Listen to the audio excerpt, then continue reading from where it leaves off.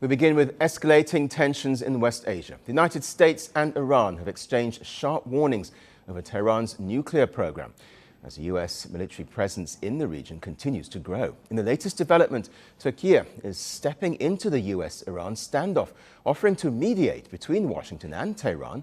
Turkey's foreign minister is set to reiterate Turkey's opposition to military interventions against Iran. Reports say Ankara is also weighing contingency plans along its long and fragile 530-kilometer border with the country. Among the options being considered are stepping up the deployment of advanced border security technology and increasing troop presence along the frontier. Meanwhile, President Trump has issued a warning saying that time is running out for Tehran to negotiate a new nuclear deal. A massive armada is heading to Iran. It is moving quickly with great power, enthusiasm and purpose. It is a larger fleet, headed by the great aircraft carrier Abraham Lincoln, than that sent to Venezuela.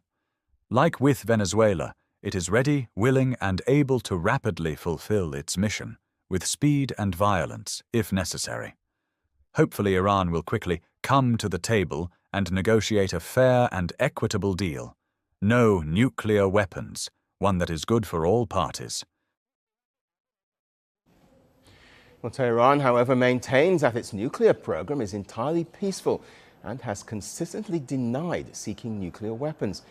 U.S. Secretary of State Marco Rubio on Wednesday told lawmakers that the Iranian regime is weaker than ever, pointing to economic collapse and widespread public anger.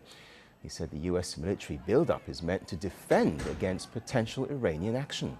But that's, I think, what you're seeing now, is the ability to posture assets in the region to defend against what could be an Iranian threat against our personnel. They certainly have the capability to do it because they've amassed thousands and thousands of ballistic missiles that they've built. Despite the fact that their economy is collapsing, they keep spending money on that. Rubio also said that the president retains the option of preemptive action if there are clear signs of an imminent threat from Iran. In essence, if we have indications that, in fact, they're going to attack our troops in the region, to defend our personnel in the region. We also have security agreements, the Defense of Israel Plan and others, that require us to have a forced posture in the region to defend against that. Meanwhile, Iran says its armed forces are on high alert and ready to respond immediately and forcefully to any attack by land or sea. Tehran's UN mission also said that Iran is ready for talks with the United States, but warned it will defend itself if provoked. Our position is clear. Negotiations cannot take place under threats, and any talks must be conducted in conditions where threats and excessive demands are set aside. Well, now the European Union has imposed new Iran sanctions targeting individuals involved in a violent crackdown on protesters. EU foreign ministers are also meeting in Brussels, where they're expected to approve a new round of sanctions targeting Tehran.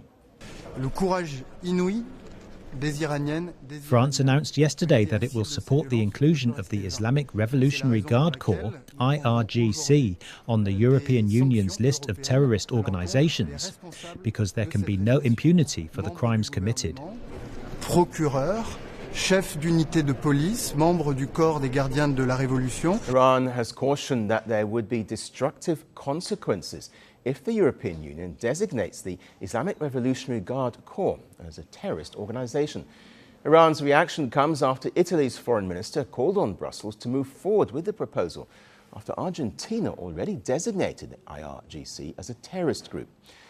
The group itself has warned that any neighboring country allowing its territory to be used for attacks on Iran will be treated as hostile.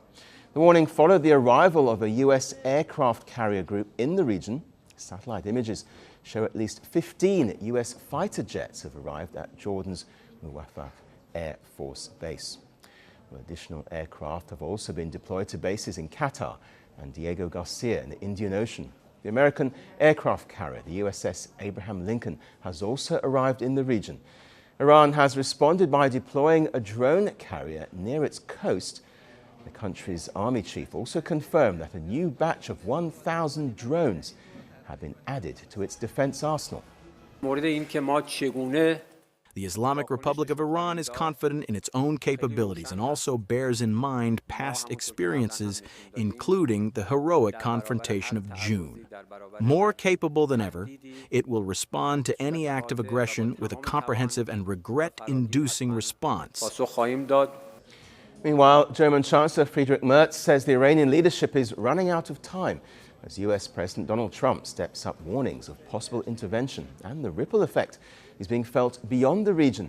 While speaking with his Chinese counterpart, the Russian defense minister said that events in Venezuela and Iran show the need for coordinated actions by both Chinese and Russian defense forces. Well, tensions between Washington and Tehran escalated after weeks of anti-regime protests in Iran, which killed at least 3,000 people in a brutal crackdown. And now, with military assets moving and diplomacy stalled, the risk of miscalculation in West Asia is continuing to grow. Well, for more on this, we're joined by Ruzbeh Parsi, who's a senior adjunct lecturer at Lund University, joining us live from Sweden. Welcome to the program. Let me ask you first, if I may, how seriously should the region be taking this US military deployment along with Donald Trump's threats? I think it should be taken seriously for the simple reason that it's very difficult to predict what Donald Trump will do in the end. And when he amasses these kind of troops and the rhetoric, I think it would be naive to not think that something could happen. And we can also see that there is both a domestic pressure to not engage too much, but also pressure to react. In this case, primarily because of the way the Iranian state has been using violence against its own population. Iran says it has a right to defend itself, but what form would that take? Would it be looking at disrupting important shipping routes, for example? Well, I think for the Iranians, it's clear that their previous attempts of being, if you will, calming things down and not escalating as a way of showing the Americans that they can be responsible actors has not paid off. So basically, they're now in a mode where they want to show that they're willing to go all in if they are attacked, and they will use all their military assets to show the Americans that they are not to be played with. Now, that would, of course, entail attacks on American assets and bases in the region, as well as potentially using mines or otherwise make it very difficult to use the shipping lanes of the Persian Gulf. And how would Russia and China then react to any American attack on Iran?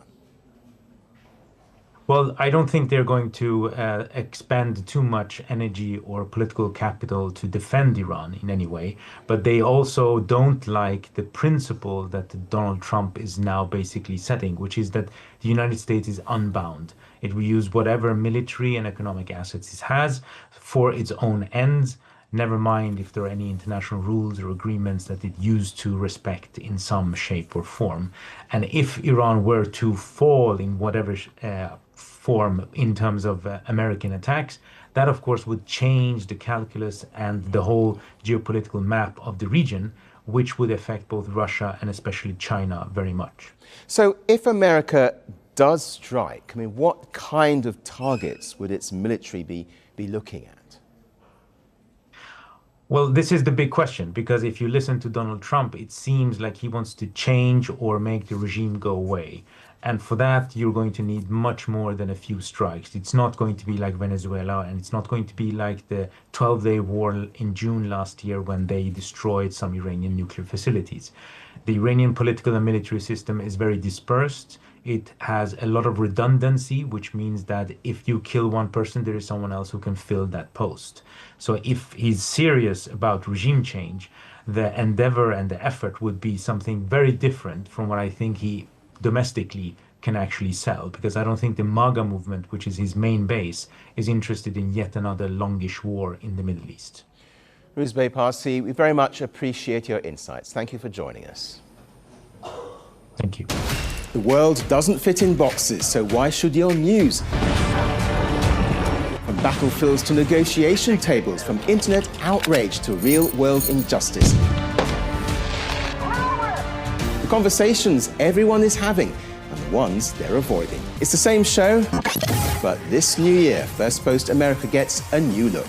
I'm Kerry Johnston, and this is First Post America.